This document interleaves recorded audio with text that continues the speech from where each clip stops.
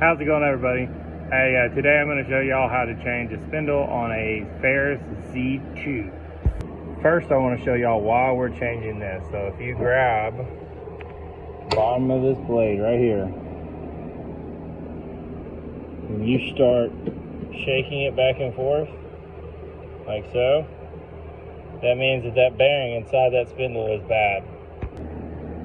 Alright, first what you're going to do is you're going to take this nut off right here that's holding this pulley. It's going to be 1 1/8 inches. This is a prime example of why when I do a spindle replacement that I put anti-seize on the spindle shaft. This pulley is stuck onto the shaft. So now I'm going to try to heat this up so then I can vibrate the pulley off to try to save it. If not, we'll have to replace this pulley with the spindle.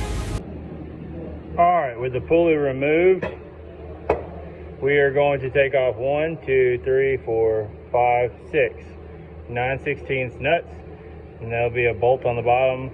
So what we're going to do is we're going to take a 9/16 wrench.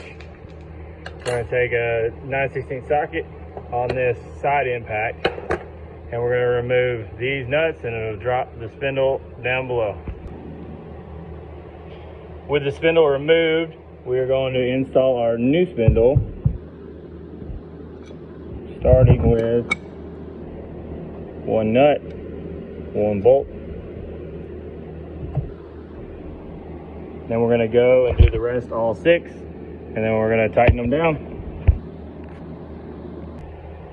With all the bolts installed, we are going to remove our keyway from our other spindle right here.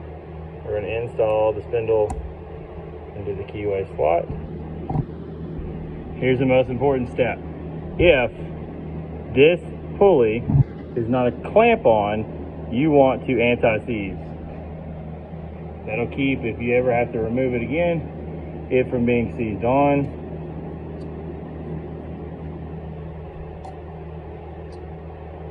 Then you're going to install this pulley with the keyway down, like so. And then you're going to install the nut and tighten it down.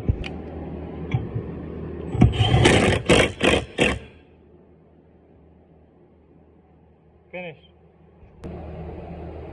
Now what I will recommend, if you have an issue with your pulley being seized and you have a hard time and you bend any of these lips or have to take too not big of a notch out of the actual pulley itself, I'd recommend replacing it.